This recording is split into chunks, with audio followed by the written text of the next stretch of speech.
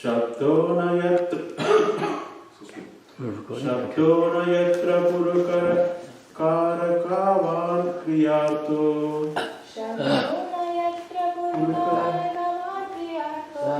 Maya paraiti abhimuke cha vilajjamana.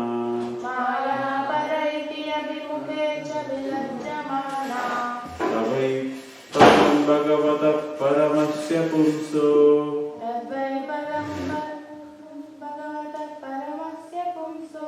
Rameti yat vidur ajashra shukam vishokam.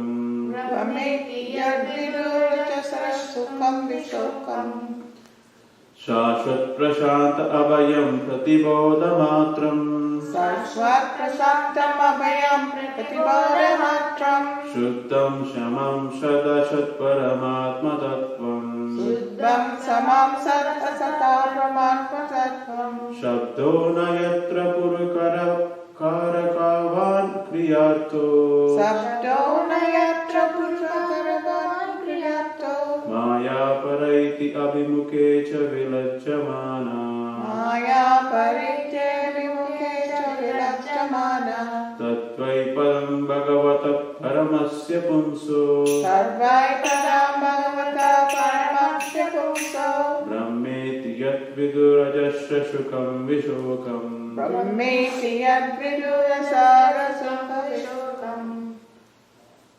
Anyone would like to repeat? Shashvat prashantam abhayam pratibodha matram. Shashvat prashantam abhayam pratibodha matram. Shuddham samam sadasat paramatma tattvam. Shuddham shamam sadasat paramatma tattvam. Shabdona yatra purukarakavan kriyarto. Shabdona yatra purukarakavan kriyato. Maya paraiti abhimuke cha vilajjamana. Maya paraiti abhimuke cha vilajjamana. Tadvai padam bhagavata paramasya punso. Tadvai padam bhagavata paramasya punso. Brahmeti yadvidurajasra sukham vishokam. Brahmeti yat vidurajasya shukam vishokam.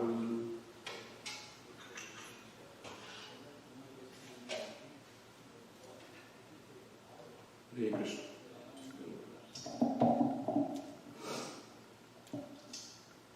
Translation of Srila Prabhupada. What is realized as the absolute Brahman is full of unlimited bliss without grief. That is certainly the ultimate phase of the supreme enjoyer, the personality of God.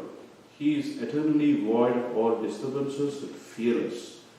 He is complete conscious as opposed to the matter, uncontaminated and without distinctions. He is the principal primeval cause of all cause and effects, in whom there is no sacrifice for fruitive activities, and in whom the illusory energy does not stand. Purport by Srila Prabhupada. It's a very long purport.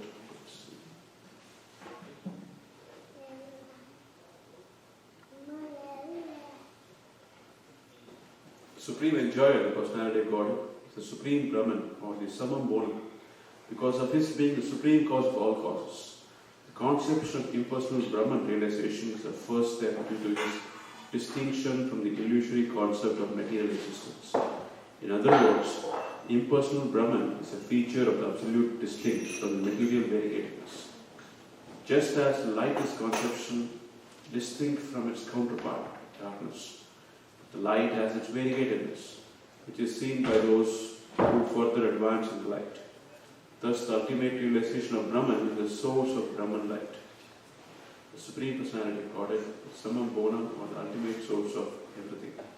Therefore, the meeting the Personality of Godhead includes the realization of impersonal Brahman as realized as the first in contrast with the material inalienability. The Personality of Godhead is the third step of Brahman realization. As explained in the first canto, one must understand all the three features of absolute Brahman, Paramatma and Bhagavan. Pratibodha Matram is just the opposite conception of material existence. In matter there is a material miseries, and thus in the first realization of Brahman there is a negation of such material inabilities.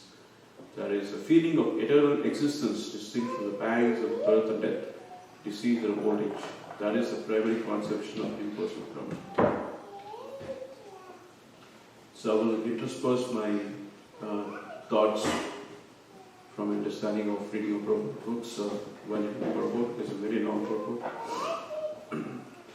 So here we are seeing we are in the 7th chapter of 2nd canto. This is called Scheduled Incarnations. So as we can see from the last few chapters, so Narada Muni had some questions to his father Lord Brahma, and Lord Brahma is answering him. The previous chapter we saw Purusha Sutta explained, where Lord Brahma was explaining the Virata Purusha, or the universal form of the Lord. How the Lord is situated in the different parts of the universe in different forms. How his hands represent something, how his bones represent something. In that way, there was an entire description of the universal form. The universal form is more for meditation purpose, so that a materialistic person who is very much attached to the material world, he can relate everything in the material world that he is seeing, is experiencing to the Lord, so that he can remember him at all times.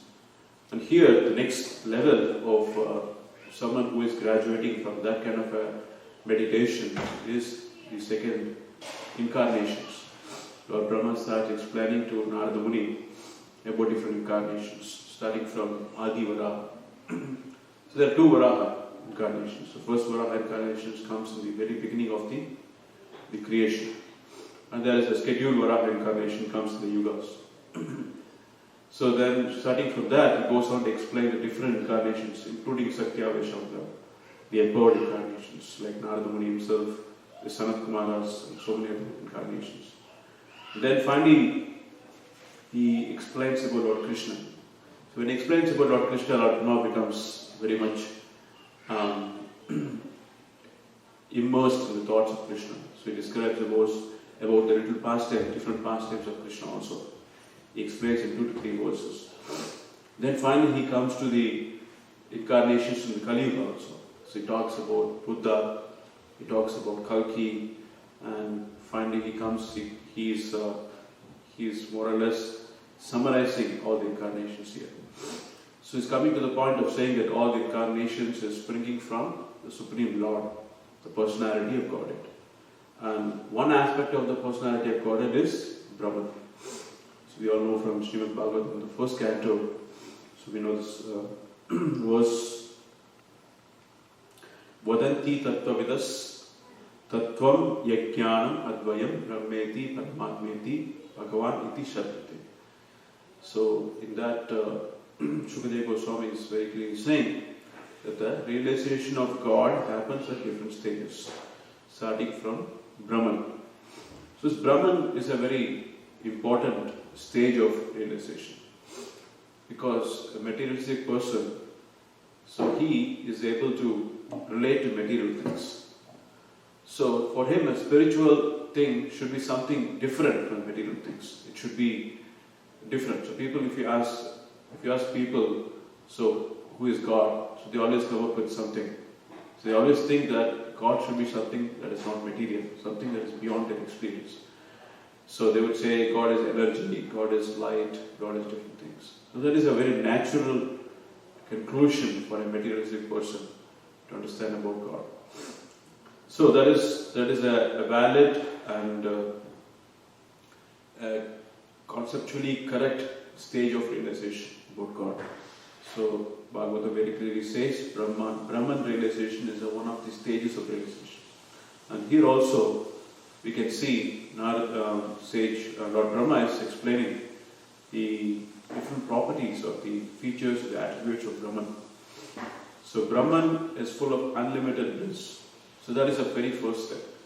Because material people, those who are maturing, so Krishna says in Bhagavad Gita, Bhavanam Janmanam Te Jnanavan Mam Prapatite. So it doesn't take one lifetime, it takes many, many lifetimes for someone to realize that Krishna is the ultimate cause of all causes. So even before that, they first come to the concept of Brahman, that God is a supreme power, God is the light, God is the energy. So there, they understand that meditating on Him or meditating on it, that form, the impersonal Brahman, gives bliss, happiness. Because people are so much fed up with material suffering. Because everything in this material world, be it happiness, is always tagged with some kind of a material suffering. Nothing is free. So material suffering is an unavoidable part and parcel of this material world. So naturally, a materialist wants to be free from such suffering. So that's when he comes to the meditation on Brahman, because he believes Brahman can give an uninterrupted happiness. That's why we call here unlimited bliss without grief. So Krishna also says in Bhagavad Gita that Brahmano hi pratishtaham amritasya avyayasya cha. So amritasya avyayasya cha, very important. So amrita means the nectar, that which is always gives us permanence. So Brahman is a stage which gives us a stage of eternality. So Brahman, Paramatma and Bhagavan are three stages. But the Brahman represents the Sat feature of the Lord. Sat means eternality, or that which never goes away. Because everybody wants to be eternal. Because they always fear that the death is going to come at some point of time. It's always there in their mind. Fear is always there. And death is the most fearful thing. There is nobody in this world who doesn't fear death. Because death takes everything away, except for a devotee, of course. So Prabhupada gives a very beautiful example of an mice and a kitten. How a mice, what it feels in the mouth of a cat. So it feels death. So death is very terrifying for the mice. But whereas for a kitten, it's also carried by the same cat, by the same mouth, but does not feel the pangs of the fear of death. So that is the difference. A devotee does not, devotee also faces death, but a devotee never fears death, because he knows death is just a stepping stone to the next stage of life, where he's going to continue his devotional service to Lord. Whereas the mouse, it knows that it's the end of everything, and it doesn't know what is coming next. So it is fearful of the next. The fear of the next is also the cause of the fear of the death, because we don't know what is going to come next. It could be end of everything, that's what people think, or it could be, they always have an experience of an hellish experience. Every time after death, there is a hellish experience that is ingrained into the subtle body. The subtle body has the experience of the hellish planets, how every time after death there is so much of a problem, there is so much of a suffering it has to undergo. So that is why mouse fears death. So or even everybody fears death. Because death is something that is everybody likes to avoid. And unknown, and we don't know what's going to come. So, and then Krishna goes on to explain, Shashvatasya dharmasya shukam aikantikasya cha. Shukam aikantikasya cha means it's the ultimate, the pinnacle of happiness. So he also corroborates the same point here, that unlimited bliss. What Lord Brahma is saying here. So Brahman, the source of unlimited bliss, the source of happiness, pinnacle of happiness. But this pinnacle of happiness, it dwarfs away when it comes to the happiness that is gained by serving the Supreme Personality of God.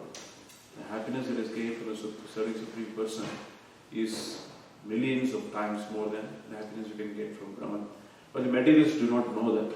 The materialists think that this is the highest happiness, because they come from the background of repeated birth and death, repeated sufferings and happiness interspersed, and they want a stage of permanent happiness, a place where they can rest, where they can peacefully, they will not be troubled by any more material pangs. So that they think is Brahman. That's why that becomes a very attractive feature, because they can escape from the birth and death cycle. So once you come to the platform of Brahman, there is an unlimited bliss. So you are completely in the stage of, you have no more material sufferings, and you can feel a kind of a harmony. That harmony is what is described as Shukam Aikantika Sicha. It is the pinnacle of happiness.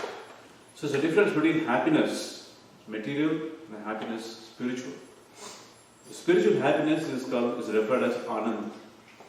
So even in the Brahma Sutras, it is called Anandamaya Vyasa. Anandamaya Vyasa. The nature of the soul is to be happy, blissful. So there's a difference between happiness and bliss. So although there's no equivalent for Sanskrit words in English, but still Prabhupada always refers happiness as a material happiness. Shuka, Shukka, Dukkha, Samekritva, Alabho, Alabho, Jaya, Ajaya. So Bhagavad Gita talks about that. Shukam, Ashukam. So the material terms, the material word is happiness and distress. That's called a Shuka. Whereas Ananda, that word is used only in the spiritual bliss. So Brahma Sutras describes the nature of the soul is to always feel Ananda, spiritual bliss, Ananda Maya Vyasa. So that is why so material happiness has a limit, and beyond that limit is the Brahman stage. The Brahman stage we have a source of harmony, which is characterized by peace and harmony. So then, at some point in the Brahman stage, Prabhupada also explains that once they reach the point of Brahman, they have to progress further to the Supreme Personality of God, where there is unlimited opportunity to serve Him. Because serving Him is the ultimate source of happiness. That's our natural position. Natural position of a spirit soul is, can we say that Chaitanya Charitamrita, Chaitanya Mahaprabhu explains, beautiful verse, that what is our nature? Our nature is that Krishna Das, we are Nitya Krishna Das, we are eternally the servants of Supreme Personality of God. And serving Supreme Lord gives us the ultimate happiness. And that is nowhere compared to the happiness in the Brahman. The Brahman stage is characterized by harmony and peace. But the real Ananda comes only in the highest stage of being a servant of the Supreme Lord. So here, going forward in the purport, we see the Supreme Lord is the Supreme Soul of everything, and therefore in the Supreme Conception, affection is realized. The conception of affection is due to the relationship of the soul to soul. A father is affectionate to his son because there is a relationship of nearness between son and father. So relationship comes in the highest stage. There is no relationship in the Brahman stage. The Brahman stage, there is absolutely no personal conception. So we are in the light, completely immersed in the light, and we have a sense of harmony. So we seek happiness, we seek ananda, bliss. That only comes from relationships. So everybody has a peace.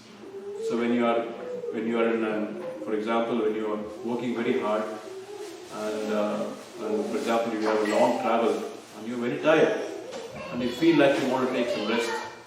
And that's what is Brahman stage. The Brahman stage is characterized by rest and harmony.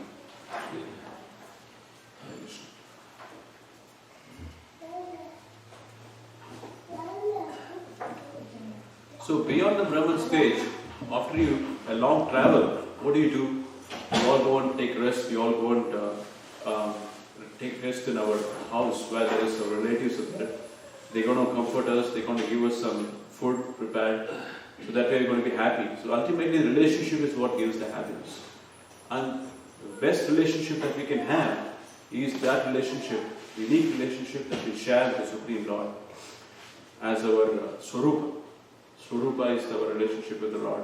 Once we reconnect back with the Supreme, that is the source of all happiness.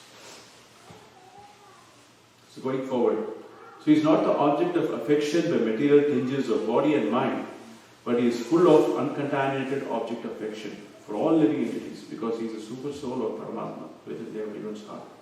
The liberated state of affairs, the full-fledged affection of the Lord is awakened. So, the relationship does give happiness, in the material sense also. So we can never be happy alone.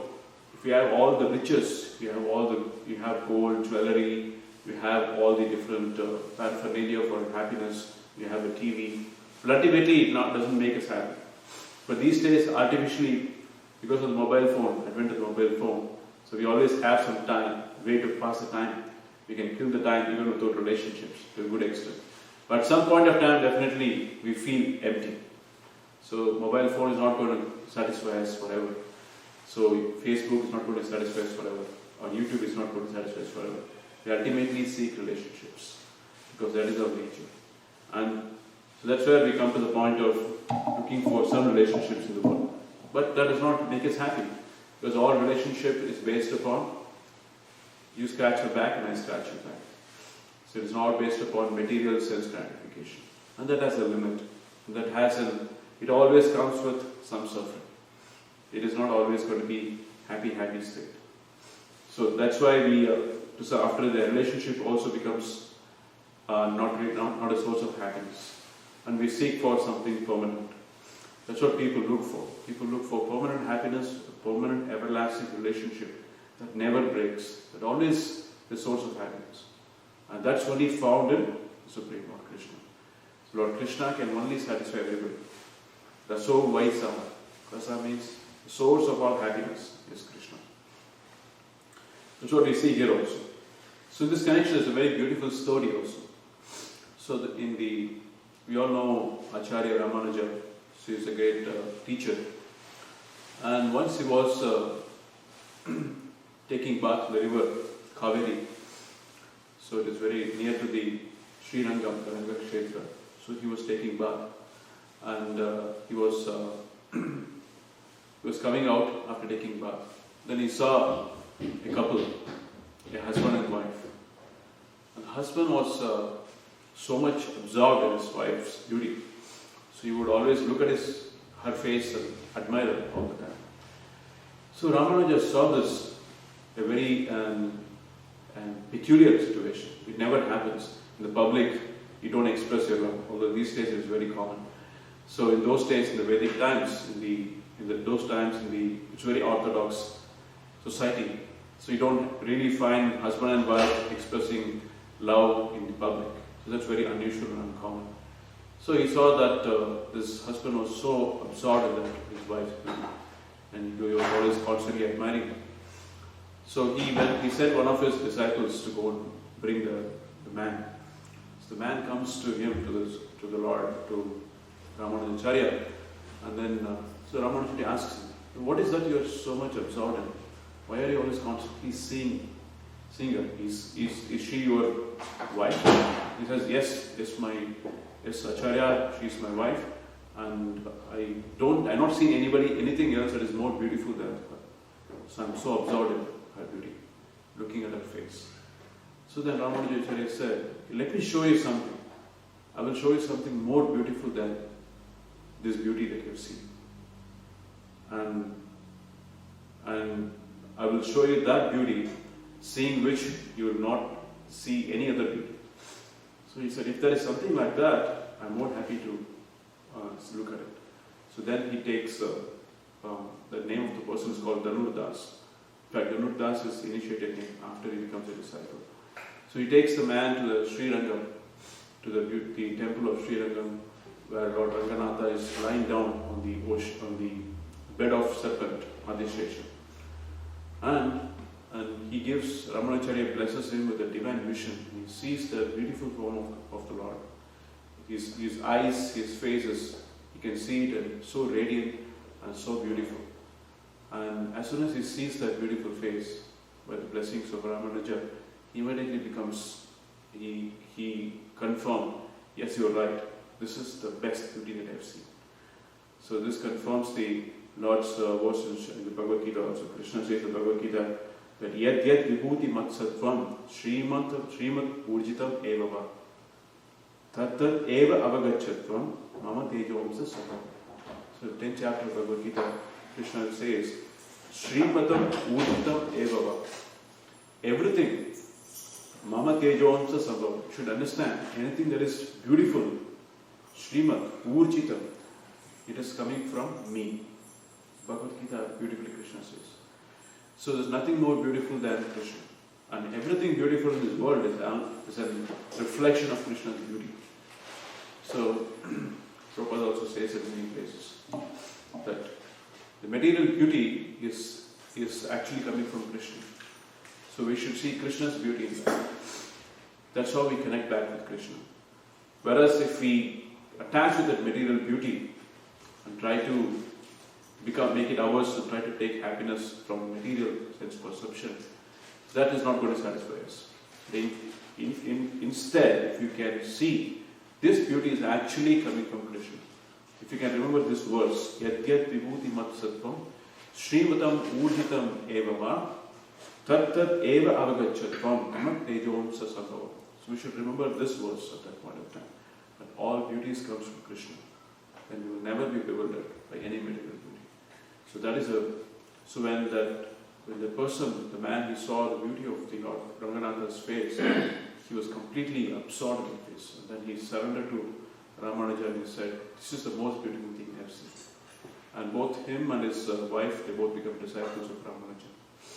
And he names them Dhanurdas. So like that, this material beauty, we should understand how to relate. So that is why this 10th chapter is very important. The universal form, Krishna explains how to connect to this material world. Even in the previous chapter in the Bhagavatam, Lord Rama has explained the universal form. So how we should see this whole creation, the most beautiful part of the creation, the most powerful part of the creation, these forces of the nature, how we can see Krishna in each and every one of that. That is what is called Virata Rupa, the universal form. And even before that, the 9th chapter also Krishna describes Vibhuti, how he is represented by different material aspects to this particular world. So these two chapters are very important for us, 9th and 10th chapter, for materialistic people, how they can meditate upon the Lord. So, going forward in the purport, so we see as such there is unlimited flow of everlasting happiness without the fear of its being broken, as we have experienced here in the material world. The relationship with the Lord is never broken, and there is no grief or no fear. Such happiness is inexplicable by words.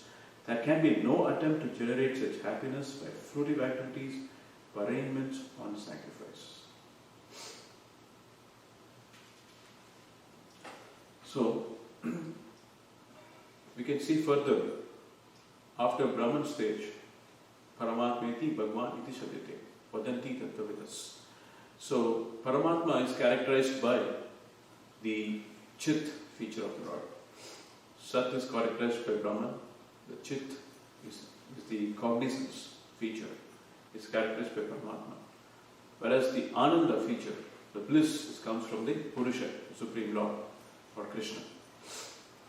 So here in this verse, the Paramatma is also mentioned here. Paramatma Tattva. Sat Asat Paramatma Tattva. So Paramatma is even higher than Brahman. So we know why, right? So the Paramatma is personal Krishna. But how from the stage of evolution of the understanding about God, so materialists, as I said, can easily connect to this Brahman, because Brahman is a source of peace, Brahman is a source of permanence. Because materialists want permanence, they want the freedom from birth and death, they want permanent situation, and that's why they like this concept of Brahman. But beyond the concept of Brahman, then we understand that God has a personal feature, and that's what is Paramatma.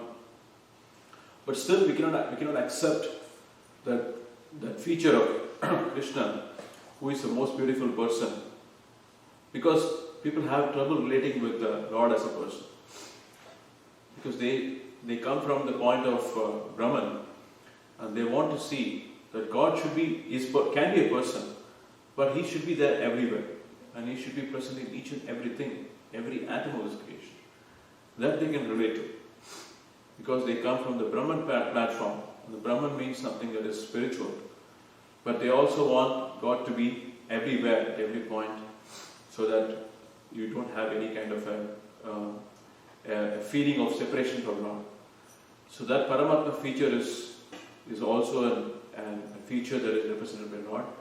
So He is present in each and every atom, each and every part of this creation, so that we can always remember Him. And that is very helpful for the yogis. So those who are practicing yoga system, so they always want to see the Lord in each and everything. They are personalists, they are not impersonalists. They are not Brahman followers, but they want to see Paramatma in each and everything. So that is also a feature. Lord mercifully makes Himself available in that feature, so that we can remember Him at all times and we can meditate upon Him. So we can see everything is actually made by Him, and He is part of everything. Krishna says in the 9th chapter that I am in everything and everything is in me. So Dhruva Maharaj also was meditating upon the Paramatma. He could see the Lord in everything. He could see in his heart Supreme Lord.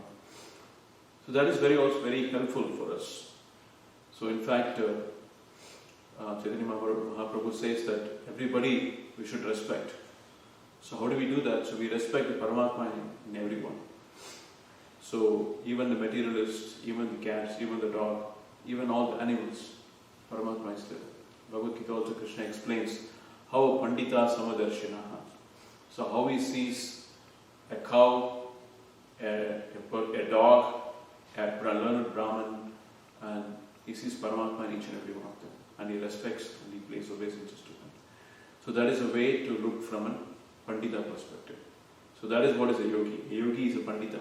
He is seeing Paramatma in each and everything. So, but we have, even going beyond that, the devotees, they want even higher.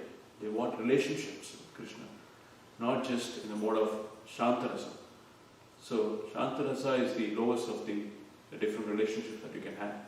Shantarasa, then comes Dasyarasa, the mode of servant, and there is then Sakyarasa, the mode of friendship, and then comes Vatsalya, the mode of parentship, and then finally comes Madhurya-rasa. So Shantarasa is the lowest of the relationship, in which you have a reverence for the Lord, in which you feel connection with the Lord as Paramatma. So then finally you move to higher and higher stage of relationship. Some of them are happy to be in Shantarasa themselves. Shantarasa is a valued relationship, and a soul can have a Shantarasa with the Supreme Lord. Like Prahlad Maharaj was in that mode of worship. He was full of reverence to the Supreme Lord. He could see Paramatma in everything. He could see the Paramatma in this pillar.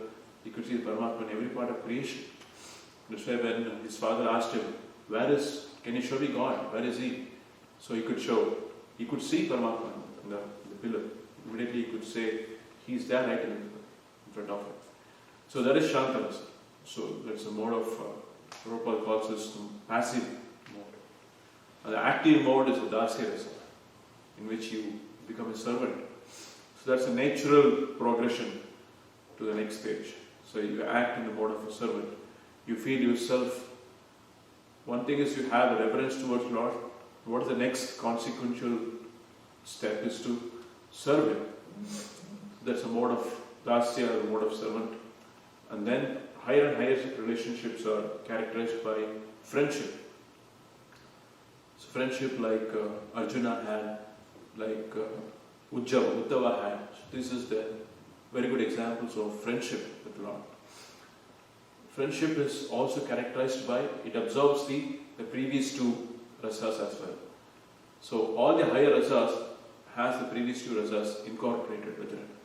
It's not that as a friend you put your hand on him and you always want to joke with him and share food with him. That's not the real friendship that you're talking about here.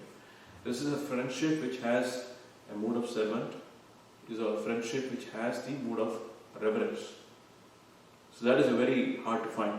The good example is Uddhava. Uddhava is a very beautiful example of servant. The mode of he was the mode of friendship with Krishna, but he also had the mode of servant. He always had. He in fact became an Dutha, or became a messenger to the gopis, and then he learned that there are higher rasas, more than friendship that he had with Krishna. So he went just because Krishna requested him. That's a mood of servant. So he obeyed Krishna's instructions. Whatever he said, he obeyed. And in fact describes the whole thing in Uddhava. He's asking, Krishna is instructing Uddhava. In the 11th canto of Srimad Bhagavatam, we see how different, almost like Bhagavad Gita. It's a whole chapter, multiple chapters dedicated for or Krishna's instructions to Uddhava. So he is also hearing from Lord Krishna. It's not a real friendship from the material perspective. It's a friendship from the spiritual perspective which incorporates the mood of servantship and the mood of awe and reverence. And higher rasas is next after friendship is the vatsalya, the becoming a parent. So that is a very advanced stage, like experience, like the example of Nanda Maharaj and Yashoda, how they are serving Krishna as a parents, but still they know at certain stage Nanda Maharaj very clearly knew that Krishna is Supreme Personality of Godhead. Although Mother Yashoda was sometimes she was bewildered that she thinking that Krishna is her son. She also knew Krishna is special. So there was a mood of servant, there was a mood of incorporated mood of friendship, and also the mood of awe and reverence. So that finally, but Krishna puts a spell on them, and then he wants them to think that they are his parents, and he wants them to serve like parents. So he puts them in an illusion of the higher illusion, the Yogamaya potency. Under the Yogamaya spell of Yogamaya, they think that Krishna is their son and they have to protect him and they have to take care of him.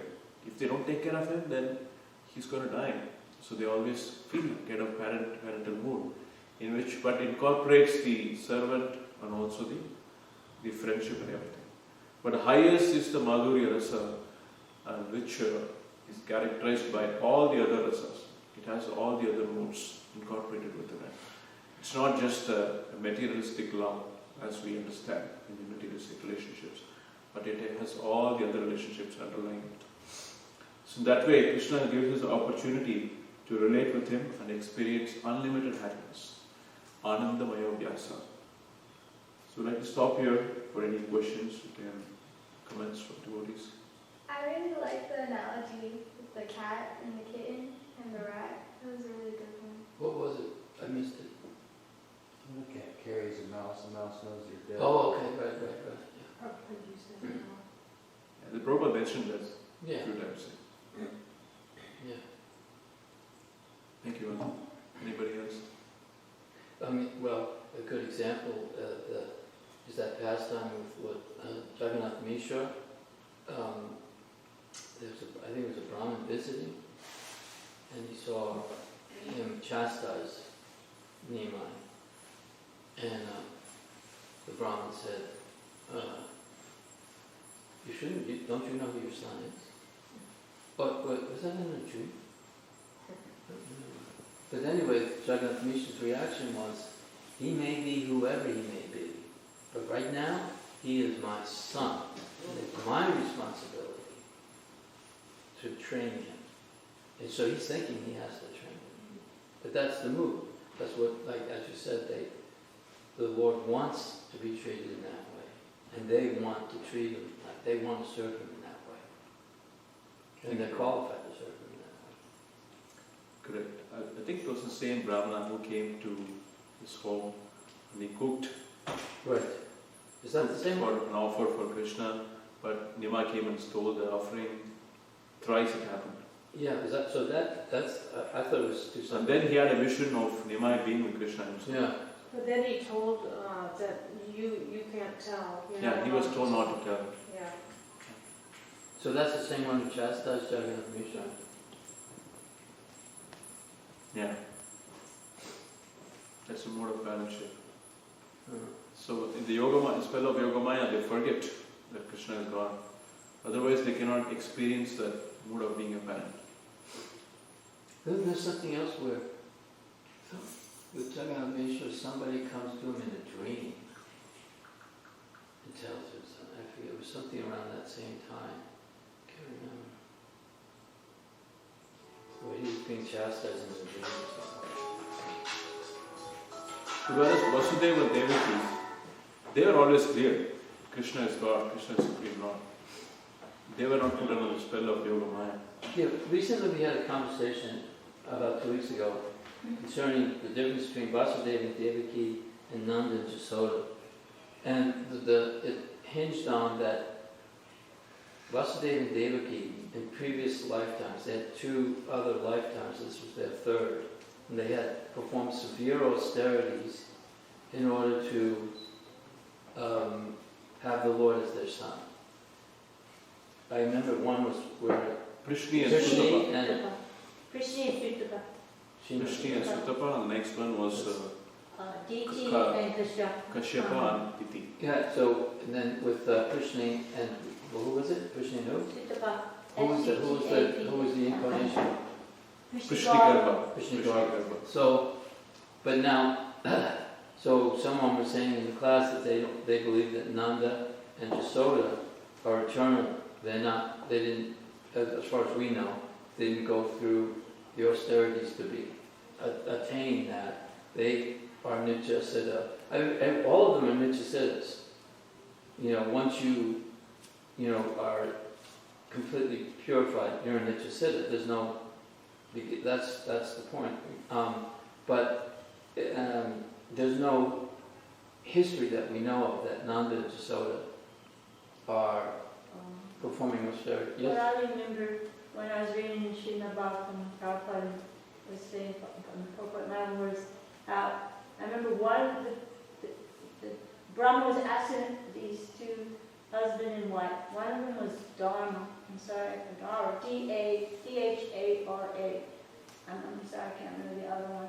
But because they fulfilled Brahma's desire to do what they were asked to do, they wanted the benediction to have Krishna as their son, not in an awe and reverence kind of thing, but in a More loving parental. kind of, and so then when Krishna appeared, that's how they became Nanda and Jasoda? yeah.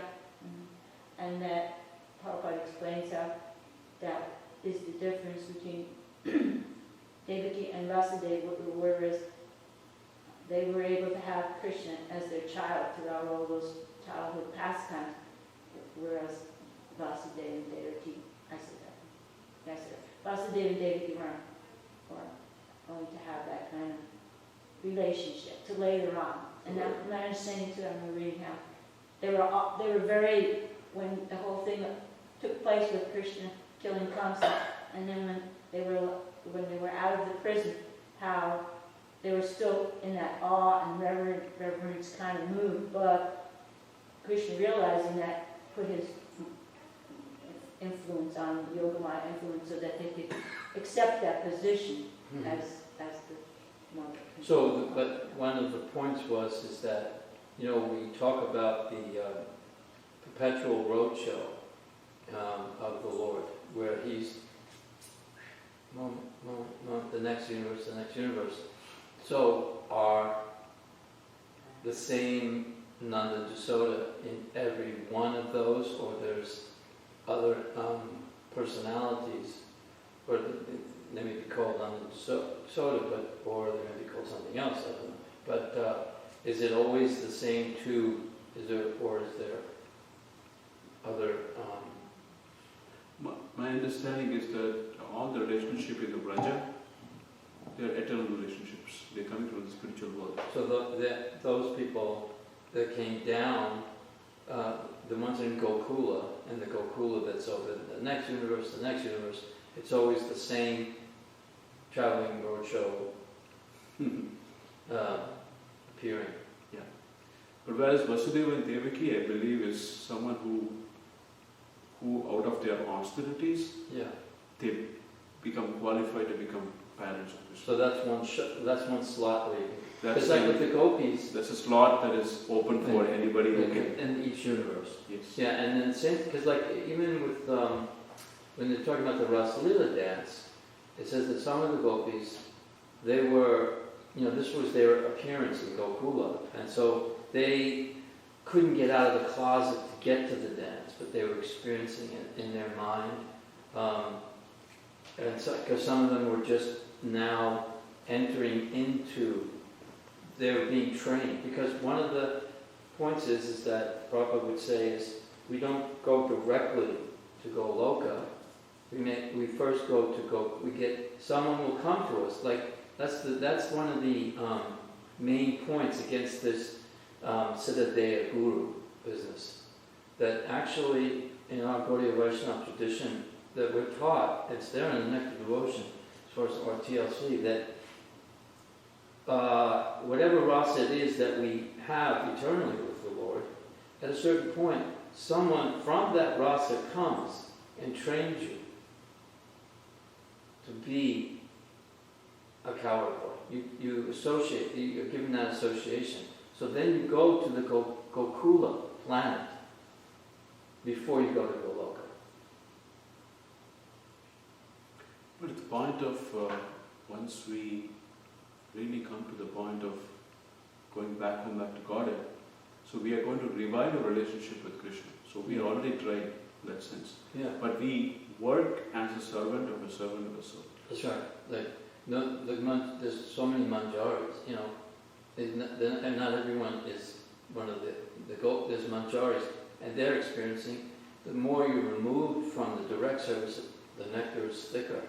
You see also with Mother Yasoda, see exactly what you're saying, how she has so many servants that can help her and give her, but there she is, churning the butter and singing songs about her lovable baby Krishna like that, and how she wants to give him so many nice preparations. Like there was, I'll say it quickly, because I can't remember exactly, but there was a one where she's making all these preparations, kachuras and everything for Nanda Maharaj to go someplace to get purified of all the different karmic activities he's done in the year.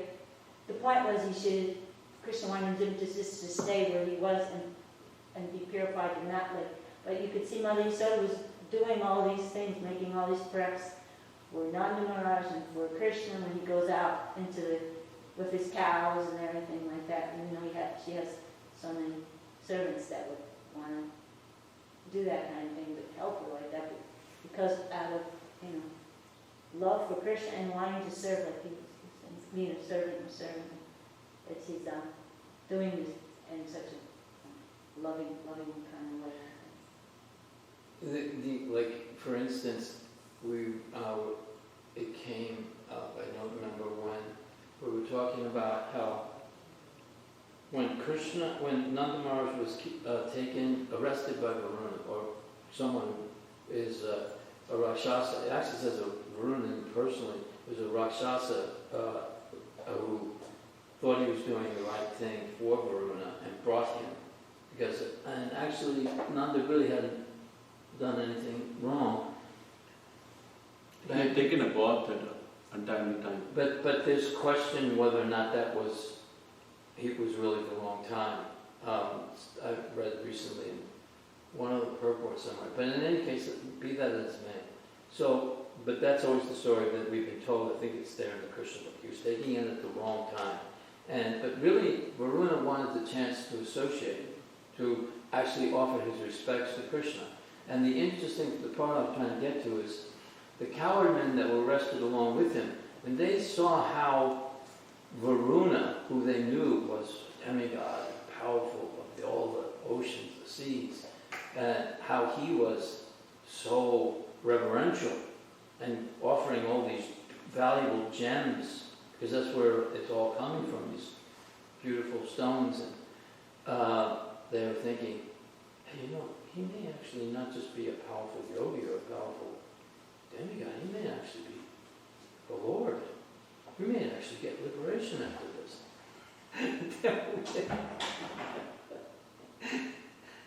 That's an example of, the kind of yogamaya that they're in, that they're, maybe we'll get liberated.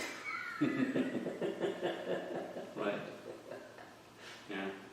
Let us stop here, Prabhu. Okay, Hare Thank you very much. Krishna. Hare Krishna. So Prabhupada ki jai. Antaraj Bhagavatam ki jai. Man, I gotta go with